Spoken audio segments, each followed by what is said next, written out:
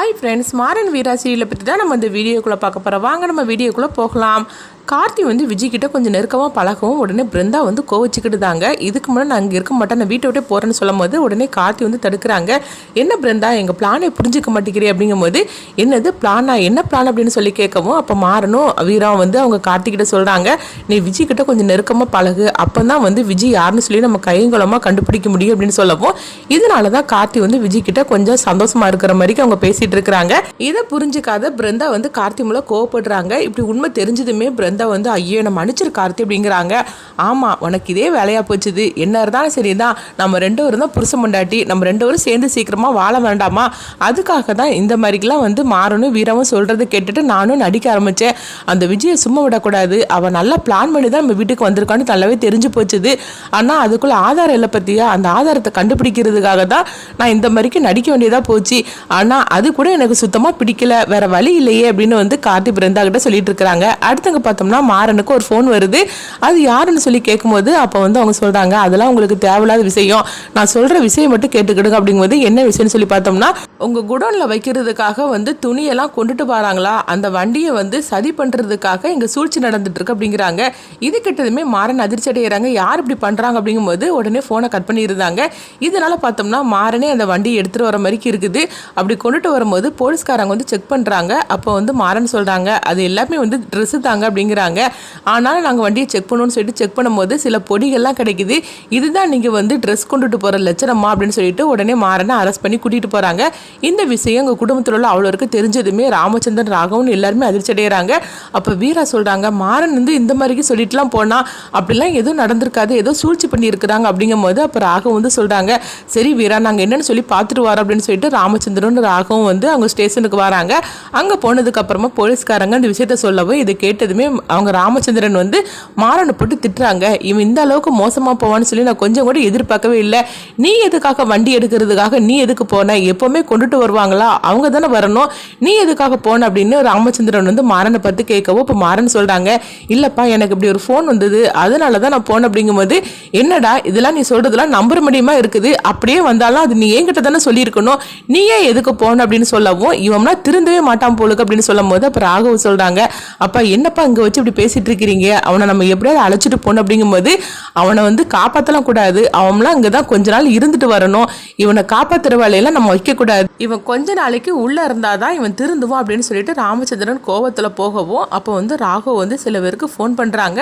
அப்போ போலீஸ்காரங்க சொல்றாங்க, இவன் பண்ணின தப்புக்கு இவனை வெளியே விடக்கூடாது அப்படிங்கும்போது அப்போ ரொம்ப தெரிஞ்சவங்களுக்கு அவங்க ஃபோன் பண்ணி சொல்லவும் உடனே அந்த அதிகாரியும் போலீஸ்காரங்களுக்கு ஃபோன் பண்ணி இந்த விஷயத்த சரி மாறன் விடுங்கன்னு சொல்றாங்க போலுக்கு. அதனால அவங்களும் சொல்றாங்க, அவர் சொன்னனால தான் நான் விடுறேன், இல்லைன்னா இவன் பண்ணின தப்புக்கு நான் விடவே மாட்டேன் அப்படின்னு சொல்லும் போது அடுத்து பார்த்தோம்னா ராகு மாறனை அழைச்சிட்டு வீட்டுக்கு வராங்க. இங்கே பார்த்தோம்னா ராமச்சந்திரன் ரொம்பவே கோவத்தோடு இருக்கும்போது மாறனும் ராகுவும் வீட்டுக்கு வரோம். உடனே ராமச்சந்திரன் சொல்கிறாங்க, இதுக்கு மேலே உனக்கு இந்த வீட்டில் இடம் இல்லை அப்படிங்கிறாங்க. இதை கேட்டதுமே எல்லாருமே அதிர்ச்சி அடைகிறாங்க. அப்போ ராமச்சந்திரன் சொல்கிறாங்க, ஆமாம் இவன் எப்போ பிறந்தானா அப்பவுமே என் பொண்டாட்டியோட கதையை முடிச்சான், இப்போ என் கதையை முடிக்கிறதுக்காக தான் இந்த இவ்வளோ பெரிய தப்பு பண்ணியிருக்கிறா அப்படின்னு சொல்லவும் இது கேட்டதுமே மாறன் சொல்கிறாங்க, அப்பா இதுக்கு மேலே ஒரு வார்த்தை கூட பேசாதீங்க, உங்களுக்கு என்ன இப்போ நான் வீட்டை விட்டு போகணும் அவ்வளோதானே, நான் வீட்டை விட்டு போகிறேன் அப்படின்னு சொல்லும் போது உடனே வீரா தடுக்கிறாங்க, நீ போகக்கூடாது அப்படின்னு சொல்லும் போது உடனே ராமச்சந்திரன் சொல்கிறாங்க, என்ன வீரா அவனுக்காக சப்போர்ட் பண்ணி பேசிட்டு இருக்கிறியா, அவன் எப்போ இந்த பெரிய தப்பு பண்ணானோ அவன் இந்த வீட்டில் இருக்கக்கூடாது அப்படிங்கும்போது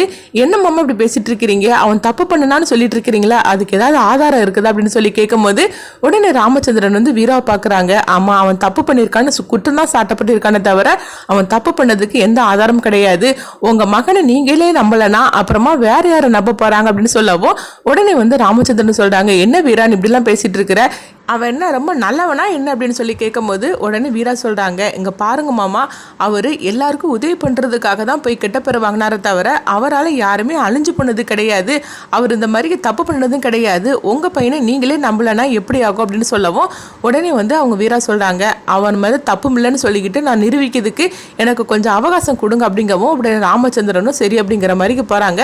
அடுத்து பார்த்தோம்னா மாறனை வீட்டுக்குள்ளே அழைச்சிட்டு வீரா வராங்க. அப்போ மாறன் கிட்ட கேட்குறாங்க, என்னென்ன நடந்துச்சு சொல்லு அப்படிங்கும்போது அப்போ மாறன் சொல்றாங்க, இந்த மாதிரி ஒரு ஃபோன் வந்துச்சு, அதனால தான் நான் போனேன் அப்படிங்கவும் உடனே வீரா அந்த நம்பரை எடு அப்படிங்கிறாங்க. அந்த நம்பருக்கு அவங்க திரும்பவும் ஃபோன் பண்ணும்போது ஃபோன் சுவிட்ச் ஆஃப்னு வருது. இதை கேட்டதுமே வீரா சந்தேகப்பட ஆரம்பிச்சிருந்தாங்க. யாரோ ஒன்றைக்கு திட்டம் போட்டு இந்த மாதிரிக்கு பண்ணணும்னு சொல்லிக்கிட்டே செஞ்சுருக்கிறாங்க அப்படின்னு சொல்லவும் உடனே மாறனுக்கு வந்து ஒரே குழப்பமாக இருக்குது. அதுதான் வீரா எனக்கும் ஒன்றும் புரிய மாட்டேங்குது. அவர் சொன்ன விஷயத்த கேட்டுட்டு நானும் பதறி அடிச்சுட்டு போனேன். ஆனால் இப்படிலாம் நடக்கும்னு சொல்லி கொஞ்சம் கூட எதிர்பார்க்கவே இல்லை அப்படிங்கிறாங்க. இங்கே பார்த்தோம்னா விஜயை தான் காட்டுறாங்க. விஜய் வந்து அவங்க அம்மாவுக்கு ஃபோன் பண்ணுறாங்க. அப்போ அவங்க அம்மா கேட்குறாங்க, அங்கே என்னாச்சுது, நம்ம போட்ட திட்டப்படி மாறன் உள்ளே போயிட்டாம்ல, ஒன்றுமில்ல ஆயுசுக்கும் வெளியே வர முடியாது அப்படின்னு சொல்லவும் இது கிட்டதுமே விஜய் வந்து அவங்க அம்மாவை போட்டு திட்டுறாங்க. அம்மா அப்படிலாம் நடக்கலாமா அப்படிங்கிறாங்க. என்னடி நீ சொல்லிட்டு இருக்கிற, நம்ம போட்ட திட்டப்படி அவன் இந்த நேரம் உள்ளே தானே இருந்திருக்கணும், என்ன நடந்தது அப்படின்னு சொல்லி கேட்கும்போது அப்போ விஜய் வந்து நடந்ததெல்லாம் சொல்கிறாங்க. அந்த ராகம் வந்து காப்பாற்றிட்டான். அப்படி இருந்தப்போ கூட அந்த ராமச்சந்திரன் வந்து மாறனை வீட்டுக்குள்ளே சேர்க்கலை, வீட்டை விட்டு போக சொல்லிட்டான். ஆனாலும் வந்து இந்த வீரா வந்து மாறனை வீட்டுக்குள்ளே அப்படிலாம் பேசி அழைச்சிட்டு வந்துட்டாமா அப்படின்னு சொல்கிறாங்க. நம்ம போட்ட திட்டம் எல்லாமே சொதப்பி போச்சே அப்படின்னு சொல்லவும் அப்படிலாம் நடக்க விடக்கூடாது அப்படிங்கிறாங்க. அப்போ உடனே வந்து விஜய் சொல்கிறாங்க, அந்த வீரா சும்மா இருக்க மாட்டாமா, நம்ம ஒருத்தனுக்கு வந்து ஃபோன் பண்ணி இவன்ட்ட வந்து பண்ண சொன்னோம்ல, கண்டிப்பாக அந்த நம்பருக்கு அவள் ஃபோன் பண்ணுவா அப்படிங்கும்போது அவள் பண்ணினாலும் கண்டிப்பாக எடுக்க போகிறது கிடையாது, அந்த நம்பர்லாம் தூக்கி வீசியாச்சு அப்படின்னு சொல்லவும் இதை கிட்டதுமே விஜய் சொல்கிறாங்க, அம்மா அந்த வீரா சும்மா இருக்க மாட்டா, இன்னும் நம்ம ரொம்பவே உஷாராக இருக்கணுமா அப்படிங்கும்போது ஆமாண்டி நீ சொல்றது கரெக்டு தான், நம்ம நினச்ச மாதிரிக்கெல்லாம் அந்த வீரா கிடையாது, அவள் லேஸ்பட்டவ கிடையாது போலுக்கு, எப்படியே மாறன இந்த விஷயத்துலேருந்து வெளிக்கொண்டுட்டு வர்றதுக்காக வீரா எப்படினாலும் கண்டுபிடிக்கிறதுக்காக அவள் இறங்குவா, நம்ம ரொம்பவே இப்போ வந்து ஜாக்கிரதையாக இருக்கணும் அப்படின்னு சொல்லிட்டு இருக்கிறாங்க.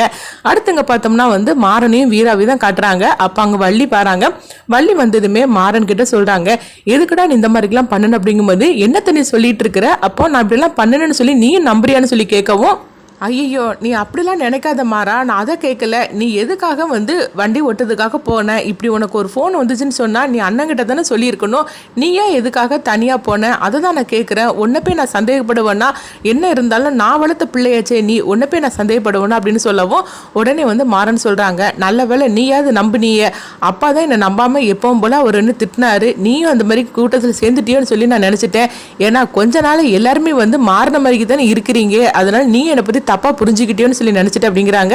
மாறன் மேல எந்த தப்புமே இல்லை அப்படின்னு சொல்லிட்டு வீரா எப்படி நிரூபிக்க போறாங்க அப்படின்னு சொல்லி நம்மளும் வெயிட் பண்ணி பார்க்கலாம்.